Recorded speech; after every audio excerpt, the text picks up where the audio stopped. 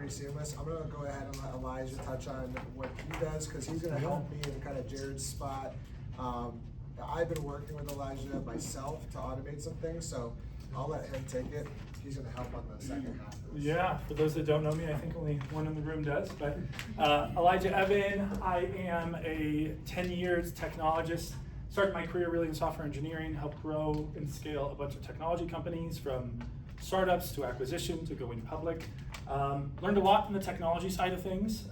Some of the operations I've managed have been really on the cutting edge of multi-agentic workflows, basically standing up these software agents to do your coding, your testing, your deployment, to really have these organizations be on the cutting edge of software development. All that said, what I do there is wildly complex, and I've got a real passion and mission for enabling the small guy. A lot of what I'm doing is really enabling the big guy and helping these corporations make more money. I see the technology gap between people that are kind of small, medium-sized businesses and the technology that's available. So really what I'm passionate about is bridging that gap between kind of the things that I know, that I've been trained in, be on the cutting edge, and making it accessible for you guys. So I've got a couple of things going on. I run a technology startup called Gabby, and we do portals for small, medium-sized businesses, basically giving small, medium-sized businesses systems of record between you and the clients. And then I also have an agency called Guides of AI. We do coaching, training, and consulting. It really depends on what you want, either to be enabled, or if you just want us to do your implementation, we can. So we've got a whole team there. It's been great. Been working with Dylan on automating a bunch of his stuff, continuing to do so, and that's growing like crazy. So came here, he reached out and said, hey, could you come out and talk a little bit? So if I talk above anybody's head, I'm not trying to. Feel free to interrupt me and be like, I don't know what that means. Yeah, I'm your guide of AI. Awesome. So before we get started, some of you may know Jared is out. He got sick last minute, so he usually teaches this class with me. We've been doing this for about 3 years. Jared's with Chicago Title. If you don't know, his Instagram stuff is up there. I'm sure that's how you all heard about this, so I don't need to go too in depth with that. My name is Dylan Doyle. I'm with Invest West Mortgage. We happen to be in this building with Chicago Title. I'm not going to talk too much about mortgage stuff and bore you, but if you need support in the same way that Jared supports you guys, that's what we're here to do. So we're going to jump into this, and I'm going to get through some of this deck, and then we'll kind of get into actually some real world examples. So again, your names, all that fun stuff. So I will leave this more to Elijah when he kind of gets going. And I'm sure who's used ChatGPT in here? Okay. Wonderful, that's a great start. Okay, so this is a little different, and I am gonna, when Elijah jumps in, he'll kind of explain the differences. Yeah, so the stuff is very complex. I'll try to keep it in layman's terms. I got my master's in computer science from Georgia Tech, did some machine learning. Basically, with AI, what it is a statistic model to say, we have some kind of input, what's the output that we're mapping it to? So, funny enough, Dylan has done an Ironman recently. We've been chatting all about it. When I first saw him, I walked up and I said, how was it? And he goes, amazing, great. But if I go to your name? Tennille, I go to you and I go, how was it? You're going to be running through this repetition of, what could he be meaning? Do I know this guy? What does he mean by it? And that is really the nature of what we're talking about with these artificially intelligent models. They're statistic engines. So if I go to ChatGPT, I say, write me that thing. It's gonna go, well, I've got some guesses on what I think it wants, versus to say, make me an email specifically for this client, here's their website, this is all their context, it now can narrow in. So these things aren't inherently intelligent. I'm sure you guys see the news. They are just really complex networks of statistics mapping to output. So it's all about, when you give it input, what's the output? I'm sure ChatGPT has lied to you guys many times. If you ask how many R's are in strawberry, it will say 2. Hopefully you guys know it's 3. But that is all this is. It's just an incredibly dynamic statistic engine that is now using language as the statistic. So it doesn't know what real estate means. It has some kind of statistical mapping on what this gets interpreted to, and so then it can take action on that. So those are like, oh, Claude or ChatGPT are conscious. It is just wildly complex math and statistics two outputs. That is artificial intelligence. And this will be really important as we get into other stuff around context management and memory. But yeah, so LLM is nothing but language on top of these statistic engines, right? So AI, different than LLMs, language models. Your TikTok algorithm is AI. This is AI on top of language. So it's nothing but, again, statistical mapping to what it thinks words mean in combinations of words, what that statistically maps to. Awesome. So, yeah, thank you, appreciate it. Appreciate it. so we're going to talk a little bit about the different platforms. We're not going to really get too much into ChatGPT. This is specifically on Claude. So we'll kind of talk, and Elijah's going to showcase kind of some of the connectors, and that's, I think, the coolest part for me to see. So we'll go through this, and we're going to stop midway, and I will show you. So here is kind of one of the examples. I'm just like a regular person. I don't have the technical background that Elijah has. I needed a website, right? I haven't ever used Claude before a month ago. So I went into Claude, and I think this is really about curiosity. You talk to it like you would a web designer. The nice thing is that they're on your clock all the time. You don't have to be, nice and proper. You just kind of, I don't like that. I want this. And the better the directions, the better the output. So for me, I don't really use my website for anything more than a landing page. And I gave it my logo. I gave it my color combinations. I wanted it to have a way to intake clients. It has an application feature there. I have my reviews on here. And it took, I would say, about 2 weeks of just going back and forth. I was probably doing this a couple hours a day, maybe 1 or 2, and I would give it information, it would spit something out. And the nice thing about this, and we'll kind of show this a little bit, is when you do give it a task, it will give you a button to hit, and as long as you have these connections, and this one specifically is to Chrome, it will give you like an example. So for this class at the end, we are going to give you a survey. And it's important that you fill this out because it's going to ask what you like, what you'd like to see. We made this just together before this class, about 10, 15 minutes. It took a little bit of back and forth, but it's super easy. So this is nice for a number of different things. And I think it's the more specific you can be and you kind of scratch your own itch, right? It's a really robust thing that you can use this for. So I'm going to kind of turn things over to Elijah for kind of the technical background on this, and then we'll get into some of the real cool stuff. Great. So you want to go back to the ChatGPT versus Claude? So I think for most of us here, our exposure, or at least our baptism into AI was through ChatGPT, probably 2, 3, 4 years ago. Was revolutionary. All of a sudden you could tell it to write your property listing in King James language. Very novel, very cool. Write you weird poetry. The connections or the ability to go beyond that has been incredible and astounding. So ChatGPT was really the OG to come in and say, we have this chat interface. Funny enough, Claude, which is run by Anthropic, these are mostly ex-ChatGPT founders. So they left the company and they said, we're very mission driven. We want to build AI that you can trust. And as a result, they have built very enterprise first software, enterprise friendly. The reason why it's so enterprise friendly is because all of these companies, and such as yourself, are saying, is my data protected when I upload something to ChatGPT? Well, their entire brand, their ethos as a company is we want to keep your stuff secure. We won't train on the stuff you gave it. So as a result, all the corporations are like, if we have to make a decision between these guys, this might be better, but we can actually use this in our company. So Claude very slowly but surely started really being enterprise focused, application focused. And this is where I think you guys are hearing some of this stuff of ChatGPT is still there and you talk to it and you're like, refine this listing. But Claude has now turned into this multi-layer operating system, talking to business apps, talking to various platforms, even devices. And this is all because these guys are much more enterprise facing and these guys are more consumer. So I think last year ChatGPT came out and said that they were getting or allowing erotica on their models, that they were getting into like social media video generation. So you see kind of a split between these two. Now all that said, we'll talk a little bit about it. ChatGPT is seeing these guys. So Claude, I think in December of this last year, their annual run rate as a company was a pace of $10 billion per year.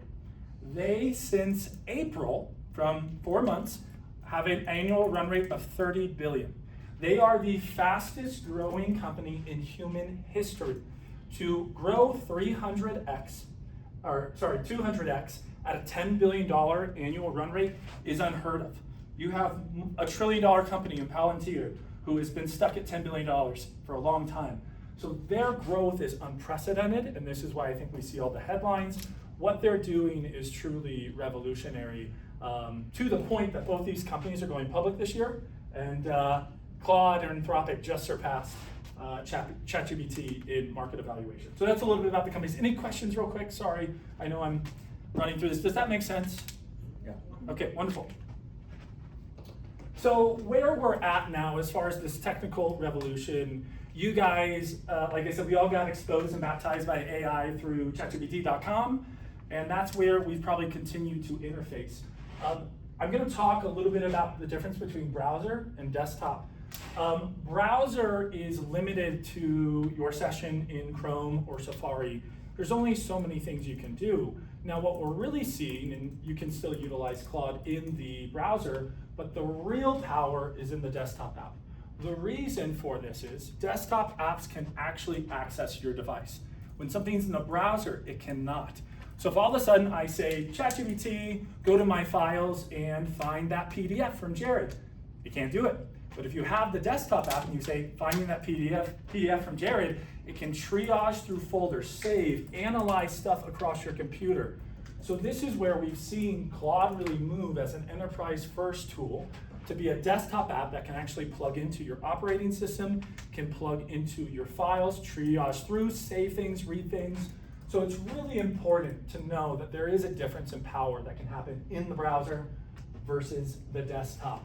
Now, both companies have a desktop app. ChatGPT has seen all the success that Claude is having, or Anthropic, and they just came out with a desktop app called Codex. It's very good.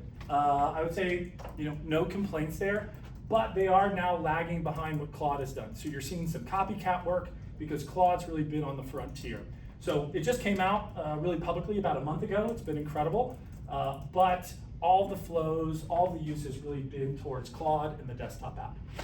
How do we get the desktop app? Yeah, you just go to claude.com and download desktop. The cool thing about, in the difference between the desktop app, because it's actually running on your device, it acts as almost like a server for it. So when I'm going on a walk with my wife and my newborn, I can actually remotely access my desktop from my phone, and I can keep things going. I'm like, read through my emails, send my clients summaries, and we're on a nice hike, and it's still accessing my computer. I can't do this on the browser.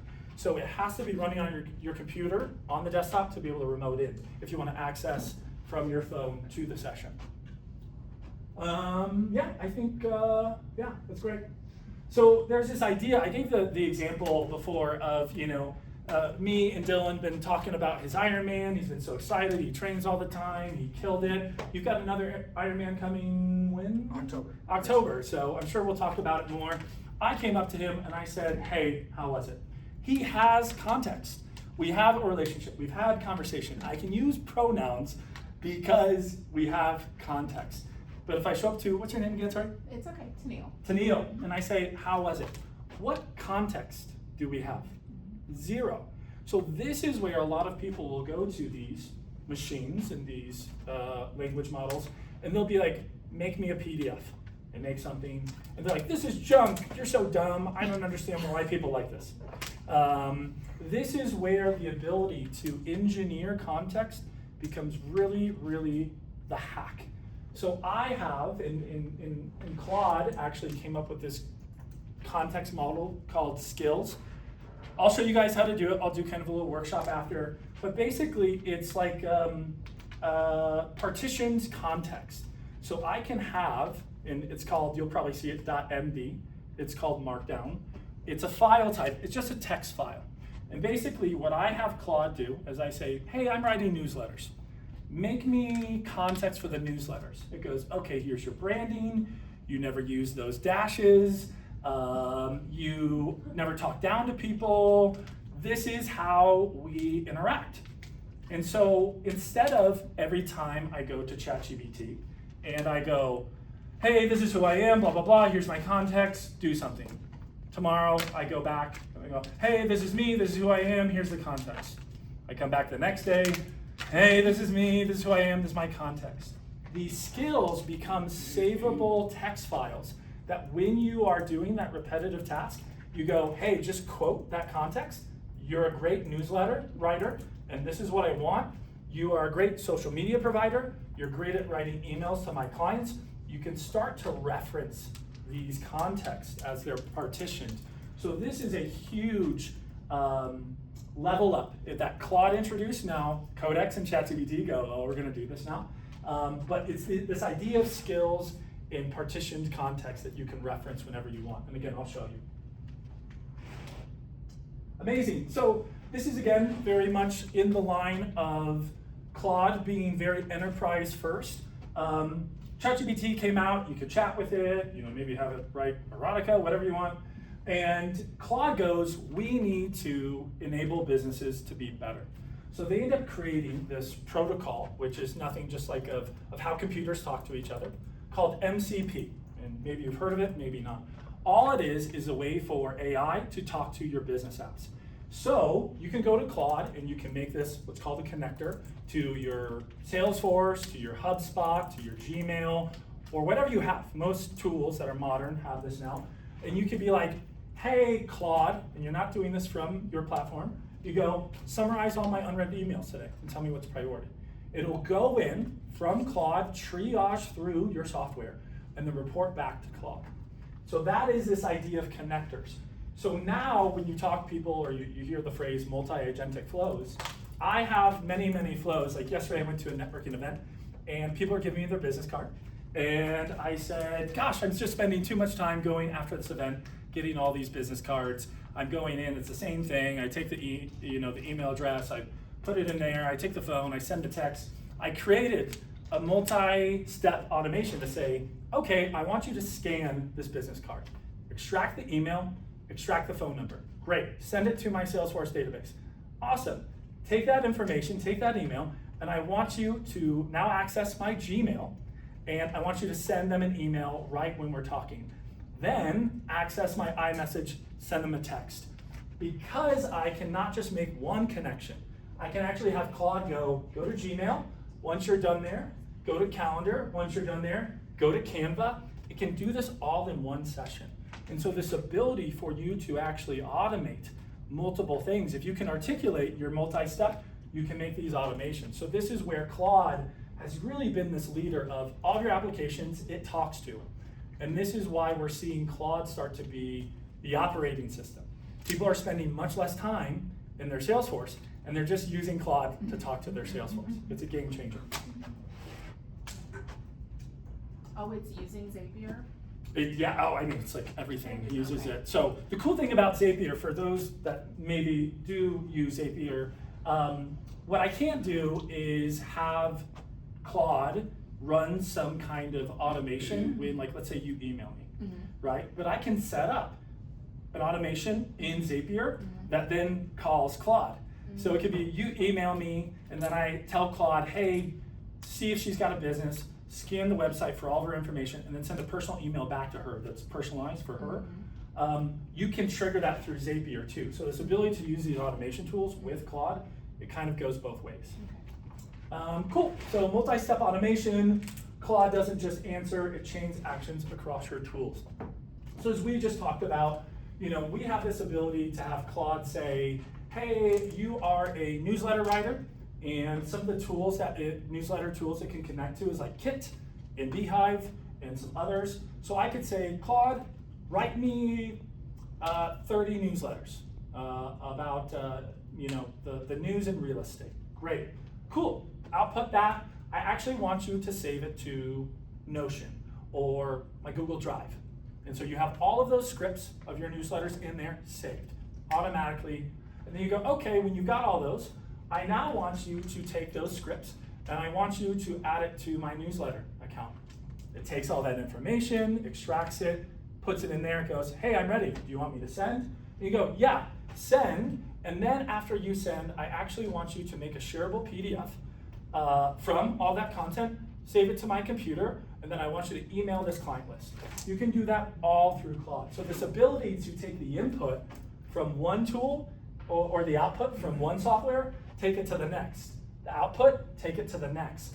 This is this incredible ability to automate your business, to, I wouldn't even say cut costs, but save you time and or enable you to act like a large team. Much of my content that I have generated on social media, I hit a button, I go to the gym for an hour, and I have 30 newsletters with great graphics connected to Canva templates that it just fills in, ready to go.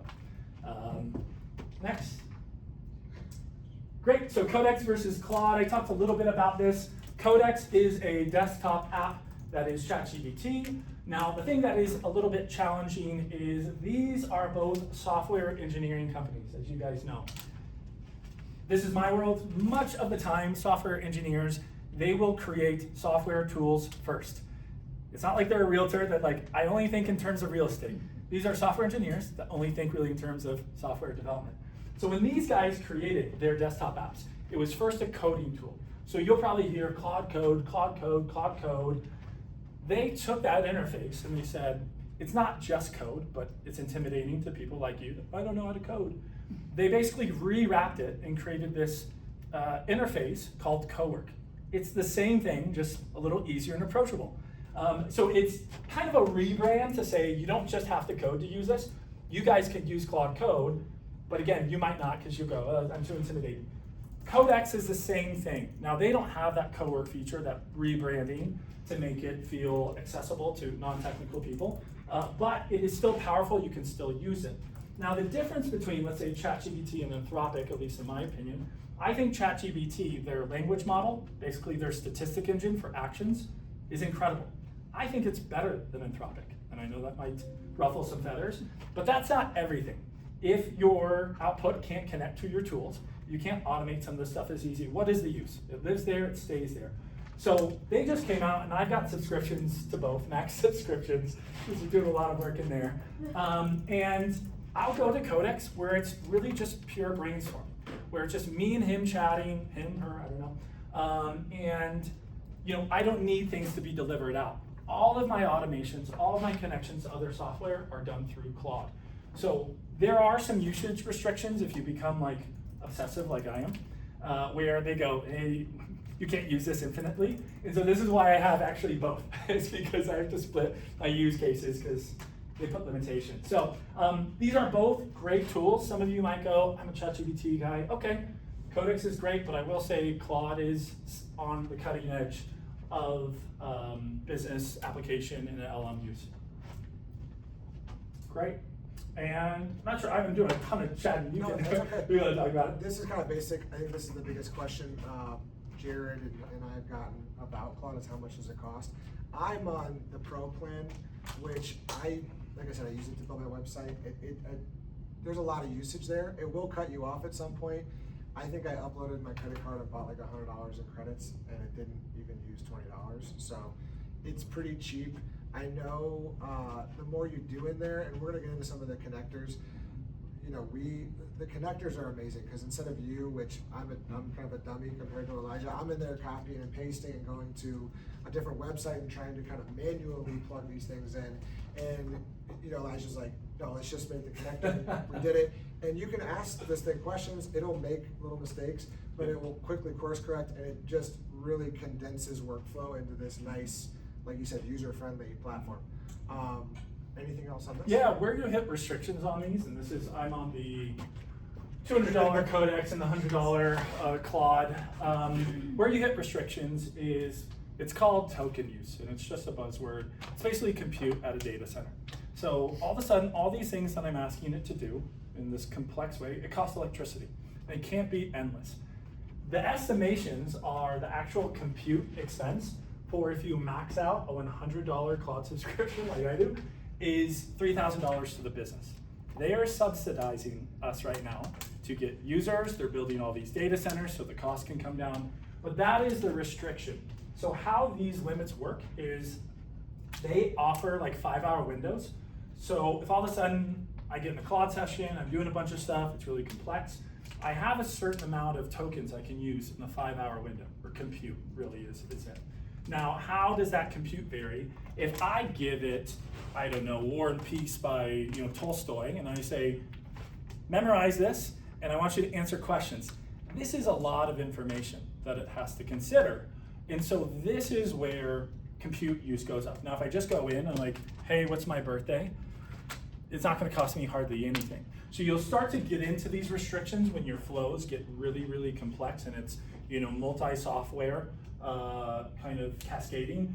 I would imagine you guys in the next few weeks will not be hitting the limits here. But if I have any say in it, I will convert you guys to max users. But that is what you'll get. Tokens are nothing but just compute, and tokens map to how much context you give it. If you want it to be good, you have to give it context. So it kind of it's a tough thing to manage. So One thing I don't think we added to here is the difference between like the models, like Opus and Yes, great. Yeah, so you'll see as you guys get more into the space, there's always a release and always a release. There is a brand new model that came out last week called Opus 4.7. It is the more intelligent, basically statistic language model that comes out. When you stay on the cutting edge of these models, it is higher in compute. It takes more energy, but the thing that becomes amazing is if you get your flow right, let's say you were on Opus 4.6, that becomes cheaper for compute when the new model's released. So if you get everything perfected for an old model, things should start to get cheaper for you. Now, where I would say be on the cutting edge of the model or not is depending on ambiguity. So if all of a sudden I've got the context so perfect, everything's managed, and it's like so obvious what it should execute, it doesn't need a ton of intelligence to be like, oh, what should we do? These new models are really good when you're like, I'm not sure what to give you, go give me a successful result. That is where the new models are important. So it just depends on how precise and articulate you guys are to make these model decisions. I think we kind of touched on this. Yeah. Yep. These are sort of the caps in place. This will be kind of when you see a reset, so probably won't run into that too much. Yeah. Okay, so we're gonna jump out of this presentation and get into some real world stuff. Yeah. Before we do that, so survey, if you scan this, we will get emails, and Elijah is going to send out, he has a great like 28-point for real estate specific Claude stuff, and then this is going to be for guides of AI. I would highly recommend as someone that's using, I'm a client of Elijah, which is how we kind of got here. Highly recommend that, and we'll kind of let him talk more once we get into this. And I'll just hit on this. So I've got a social account. Really the goal and mission is not to sell as much, it's more to enable and educate. So I've got a daily newsletter, I post daily on there. I actually, this morning, just posted, I think that's a link to it, 6 hacks that we see, or 6 opportunities to use AI in real estate. If you guys actually go to that post and comment real estate, I have an automation that will send you a PDF. That is 28 opportunities of things like inspection automation review or appraisal refuting engines, things like that, to give you guys a little inspiration. So we'll get that sent out, but if you do go to this post and you do comment real estate, you will get a PDF of kind of the full suggestions that I have for automations in real estate. Cool. Everybody got those? No. Okay, go ahead, take your time. Yeah. I'm sorry. Leave it up there for a second. And then we're gonna jump into, I'll quickly show just how we made the survey, just as an example. Yeah. I think this is cool. You can do a ton of different things. One that comes like top of mind for me is I think we all know like the open house. We're trying to get somebody's email so you can get feedback. This is like a creative way to do that. Maybe you have an iPad there. I think it's, again, scratch your own itch, kind of think about this. I forget how you explained it earlier, but it's like the person that has the most creative imagination is gonna win. The cool thing about this is like, I think how do I phrase this? I'm really excited about this new technology for the rest of us. As in software engineering, my historic practice has been really tough. Can you write in computer code to make the computer do something? Very challenging. You have to be fixated on technology and weird things to get into it. What we have in this new technology is a brand new interface using language. All of a sudden, I can use my words. I can talk to it while I'm on a hike, and it can go send stuff to my clients from my Salesforce database. This ability to utilize language as something at which things can get done is amazing, I think, for the human species. I also think it makes things way more accessible to the everyday person. We were in the session getting the website stood up, and funny enough, we're like, hey, Claude, tell us how to do it. It gave us wrong instructions. I'm like, wrong, you gave us bad instructions. And I was like, oh, yes, you're right. Half the time, I don't know what I'm doing in there. And I'm like, give me clear instructions on how to navigate you, and it does. Claude's amazing at knowing what it needs. And so that's half the time is me going to Claude, say, how do I use you? And he goes, do this, and I do it. I was like, you're amazing. So it's an incredible new wave. I think the people that will win in the future, and I'm bullish on the small businesses. We can't compete with the big corporations that can hire 1,000 people. And now we can stand up all these automations to operate like a 20-person team. So I'm really excited about equipping you guys, and I think the knowledge domain worker wins in tomorrow's world. So Awesome. So if you didn't get this, we can always put this up after too. Real quick, again, website, whether it's that or something like this, which is, you're gonna have these connectors, right? And this specific one